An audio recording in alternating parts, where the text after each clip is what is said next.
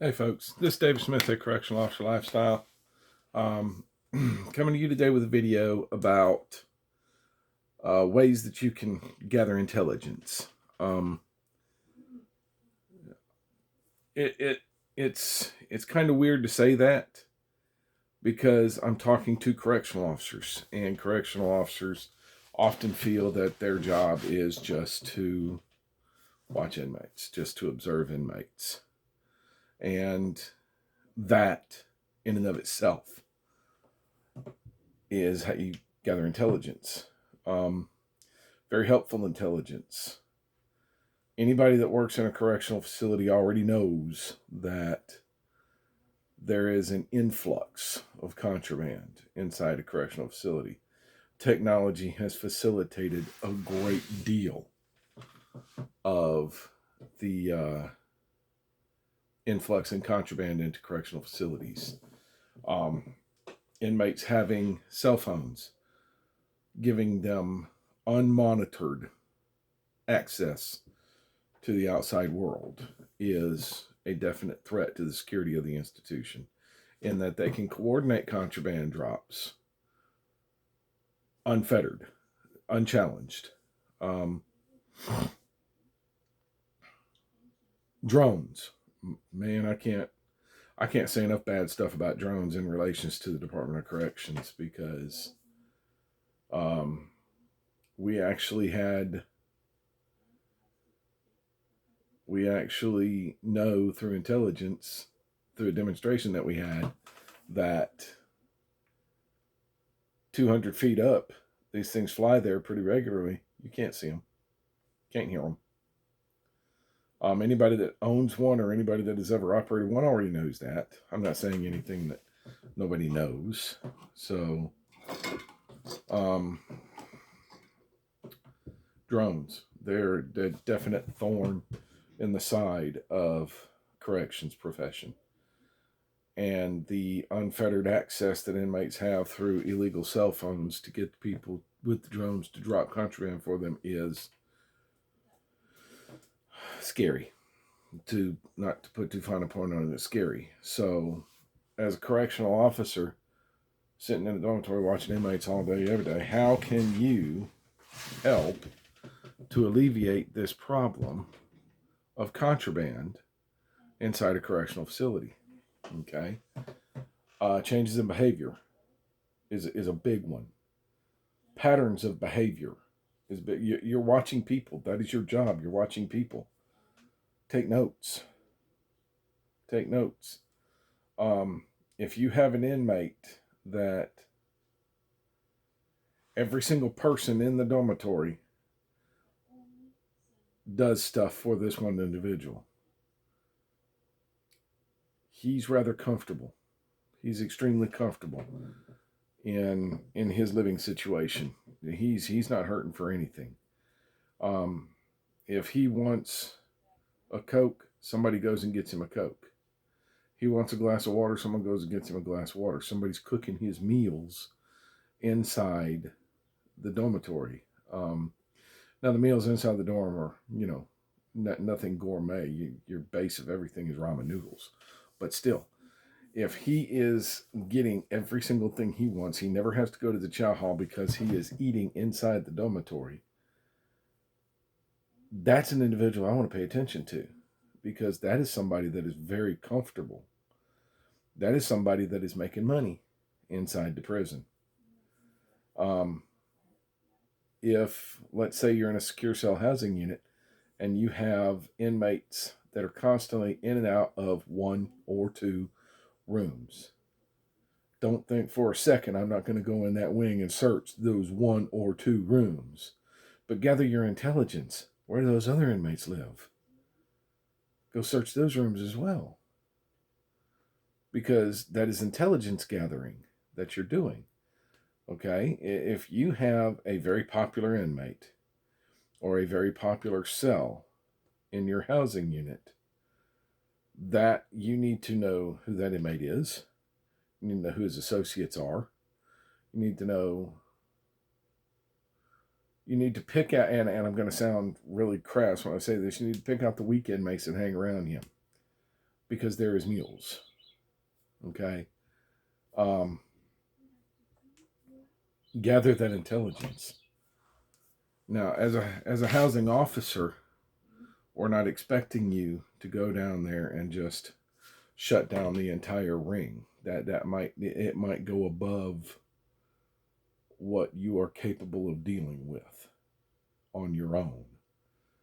But there are things in play at the institutional level and at the state level that can absolutely be affected by the information that you gather from watching your inmates. Um, I've said this over and over again. Do not be the officer that believes the dorm runs itself.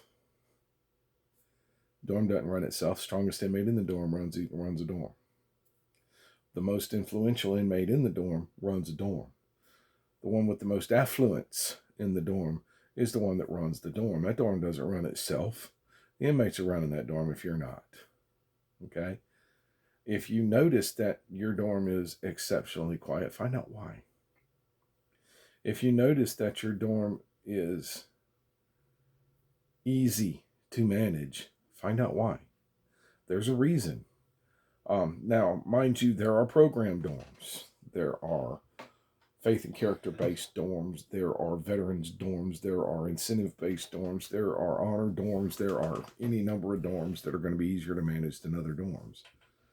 I'm not talking about you walk into the honor dorm where you have to be DR free for disciplinary free for so many years before you can actually be in that dorm, and it's less of a challenge to manage than all the other dormitories. I'm not talking about you walk in there and it's different from the dorm that gets no supervision from its staff whatsoever, and they're allowed to run free and wild and swing from the chandeliers and do this, that, and the other. I'm talking about if you work in that honor dorm day after day after day, and for about a week or two, it's just easier. It's just quieter. It's just better. There's something going on. Changes in behavior. Every housing unit is different. Every single housing unit out there is different. You're going to find different housing units. They're all different.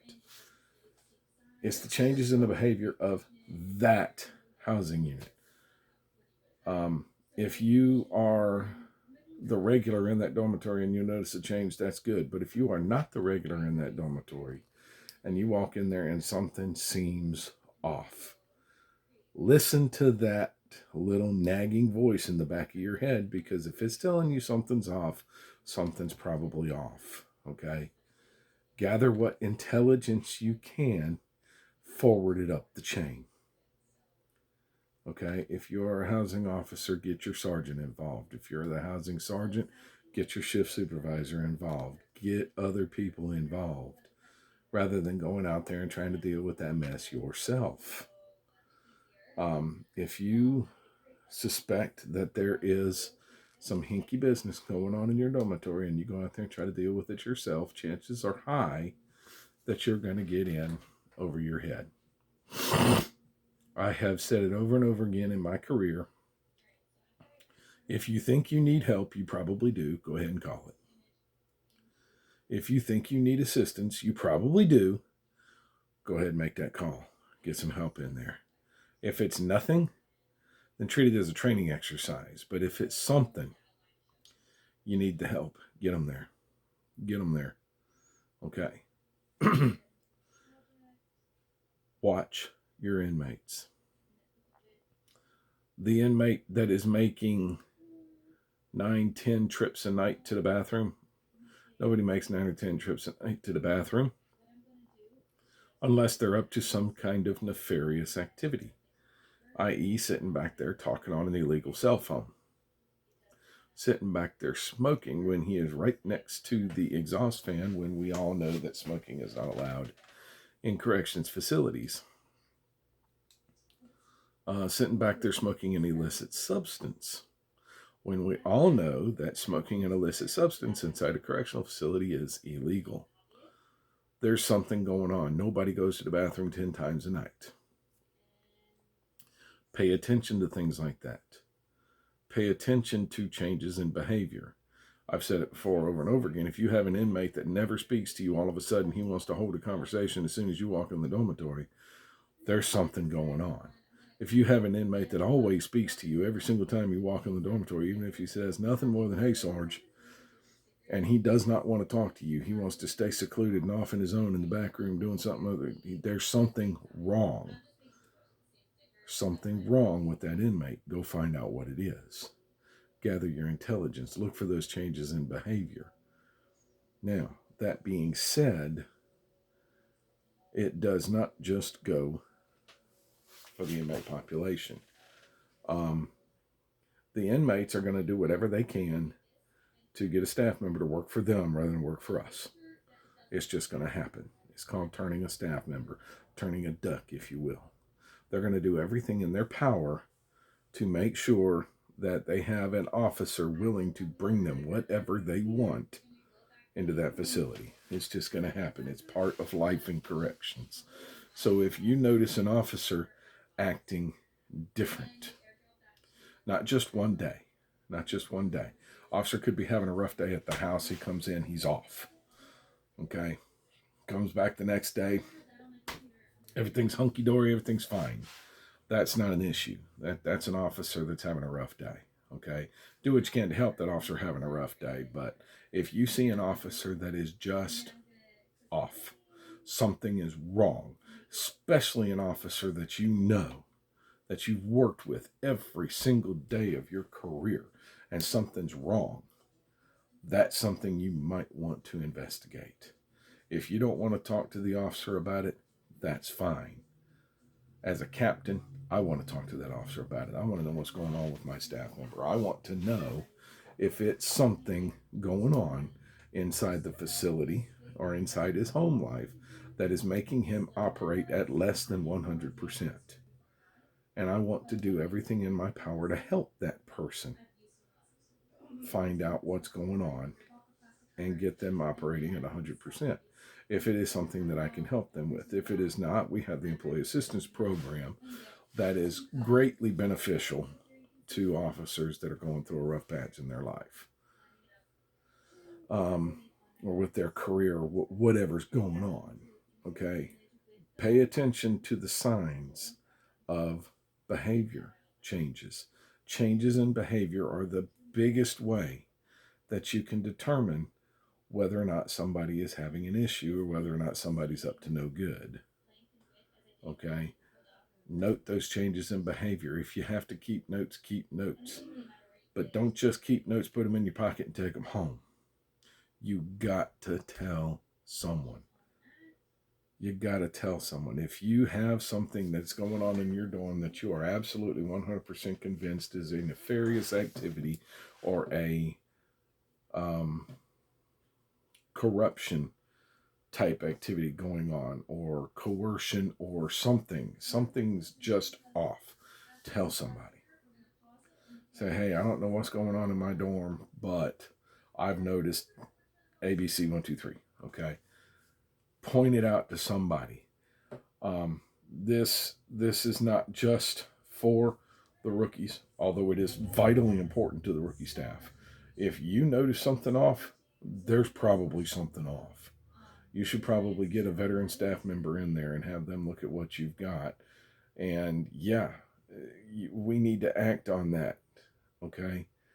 Do not ever feel that you are imposing upon the veteran staff. Do not ever feel that you are inconveniencing the senior staff. The senior staff, some of them may have gotten complacent and not actually looked at it the way that you're looking at it. And when you bring it to their attention, they're going to be immediately, oh, wow, I didn't notice that. Let's call the supervisor down here. You know, then again, it could be that the veteran staff's going to look at you and say, well, you know, I appreciate you calling me, but this is really nothing. This happens, and this is why it happens, and blah, blah, blah, and what have you. And you've learned something. As a rookie, you've learned something. You've learned a pattern of behavior that is known and expected from the inmate population. So you have learned a technique that we use often enough to determine if something is or is not wrong. Tell somebody, okay? Veteran staff, if you notice something wrong, you very well know there's something wrong. Okay, I don't care if you've worked there 6 months, 6 years, or 16 years. If you notice something is off, then it's off, and you know it's off. You got to tell somebody. Okay. The key point is when you tell somebody, have something to back up your claim, have some kind of intelligence, some kind of pattern of behavior, some kind of pattern of action, something is wrong. Be able to articulate and explain what that something is so that something can be done about it. Okay, folks, that's all I got on this subject. If you have any questions, if you have any comments, please hit me up in the comments section. I want to hear from you. This is a very important topic. This is the type of topic that saves people's lives. This is the type of topic that saves people's lives, saves their careers. Okay? I want to hear from you. If you got something for me, tell me. All right? On that note, that's all I got. If you like the content, if you found the content useful, if you found it engaging, please hit the like button. Make sure you hit the subscribe button. Hit that bell for notification when I post new videos. As always, folks, I'm on a crusade to do away with domestic violence. Hotline number is 1-800-799-SAFE. If you are a victim or you know a victim, the people at the other end of that phone call, 1-800-799-SAFE, have the tools and the resources and the ability to help victims of domestic violence. Okay? If you know the abuser, remember that the worst thing you can do is nothing. Say something to somebody. And if you are the abuser, there's hope for you too. The first thing you got to do is admit that you need it. The second thing you got to do is ask for it. Do those two things and help will be provided for you. This is David Smith, the Correctional Officer Lifestyle. I am my brother's keeper. I am my sister's keeper. Y'all stay safe behind that fence. I'll see you in the next video.